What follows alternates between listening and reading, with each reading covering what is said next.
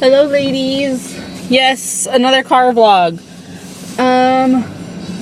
Back up, sorry. So, I hate this view. Sorry. Oh well. I got my beta results yesterday. I know I said I would do a video, but I just wasn't really up to it because, if you're probably guessing, it was a big fat negative. And I'm kind of disappointed, and it was a little bit rough because I called like at 3, and so I worked till 5:30, so it kind of sucked because I kind of got a little bit teary-eyed at work. And I was hoping they would wait until later in the day. I don't know. Oh, either way, it is what it is. But normally with my daughters, with the fresh IVF cycle, which gave me my daughter, and with my last FET, I tested, I took home pregnancy tests. Like my daughter, I think I started testing like 5 or 6 days after transfer, and with the other one, I tested not that quite that soon, but I had gotten like, I got a very faint positive, I think. And then I got a negative on one digital, because I had like different brands, because 2 different people had given me 2 digital ones, and then I had the little first response one. So I had got a positive, a very, very faint positive on a first response, and then I got a negative on a digital, and then I got a positive on a digital. So I kind of knew, like, I was hopeful that nothing was wrong, but it was kind of weird. So when the chemical stuff came back, I wasn't like completely surprised, if that makes any sense. Just because it was kind of weird the way the tests were. And this time I actually held out because of the chemical pregnancy test, and did not test at all. And then I got the results, and I really felt different. I had like what I thought to believe were symptoms, like things were just weird that were happening. And I guess, you contribute it to the meds too, but I don't remember having those same issues with the September frozen transfer. So, but anyways, needless to say, he didn't give me a number, so I'm assuming it was under 5, because I think anything under 5 they just consider negative. It wasn't even where last time it was like a 25, so it was just low. And the doctor was really nice, and he seemed very apologetic. I felt kind of bad because he had to deliver the news, and it's right before Christmas, and so I'm sure he felt bad. But he offered to let me do a frozen cycle, like if I wanted to just stay on my meds and do another frozen transfer in January on the 21st. Would be the soonest, but we decided not to. We decided a while ago that we weren't going to do that, and now for 2 reasons. One, just because now with the new year, I have to meet my deductible again, and 2, well, and right after the holidays, money's tight and whatnot, but also when we did my daughter's, my transfer date was January 19th, so doing it on the 21st is just way too close for me, and it might sound dumb or petty or whatever, but if I can prevent it, I don't want my daughter to have to share her birthday with her sibling, especially because this will probably be her only sibling, so I just don't want to do that to her. If there are a few weeks before or after, then that would be okay, but I mean, just that would be like really close. The baby would be due like really close. And with my daughter, I was desperate, and they induced me like a couple days early, like 3 or 4 days early, 5 days early. So yeah, I just don't want to do that. So we talked it over briefly, me and my husband.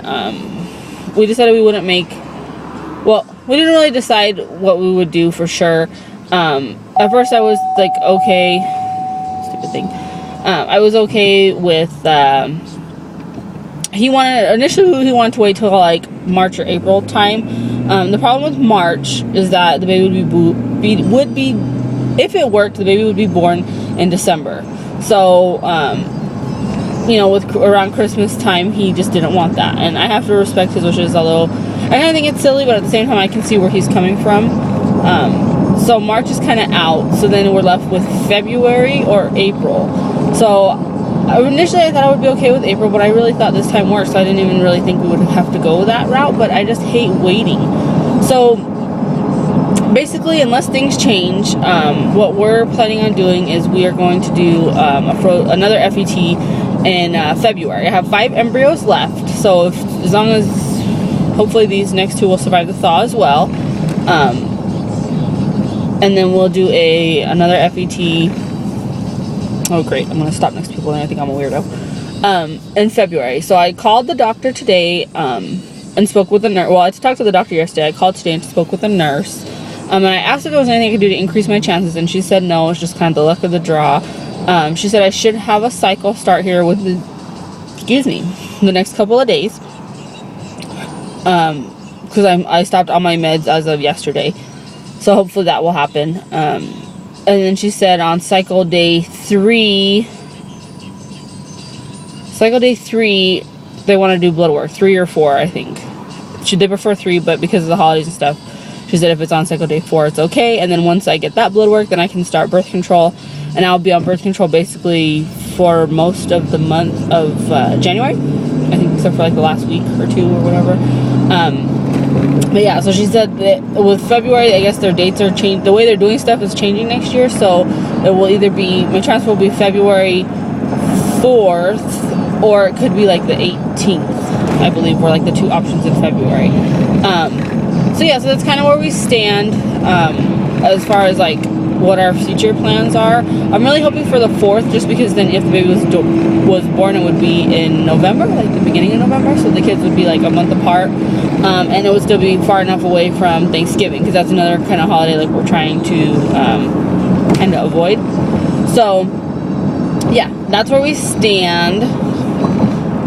Yesterday I allowed myself to be sad. I was more sad, I think, at work, just because I didn't have distractions. And once I came home and was with the baby and my husband, it was a little bit easier, and it does suck. And I was really, really hopeful.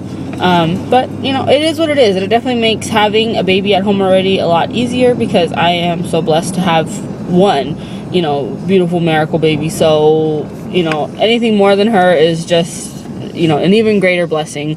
I don't know where we'll stand, because I don't think I'll do a single embryo transfer. I don't know. Maybe I will if I got desperate enough. I don't know, just because of the cost that's involved. And while it is minimal, it's still the same cost whether we transfer 1 or 2. So I don't know if these 2 survive the thaw, and then we have 3 left and it doesn't work again. I will probably do, I'll do 1 more FET with the last 2, and if I have 1 single embryo, I might just do a fresh cycle. But I don't know if I even want to do another fresh cycle. I'm not really sure where I stand. I'm kind of waiting to see how I feel once we get to that point. But I am home now. I just wanted to give you guys a quick update and let you know that I am not pregnant. It didn't work, but we are going to enjoy our Christmas and our holiday. So Merry Christmas and Happy Holidays to all you guys out there, and I will do another update in January. Bye.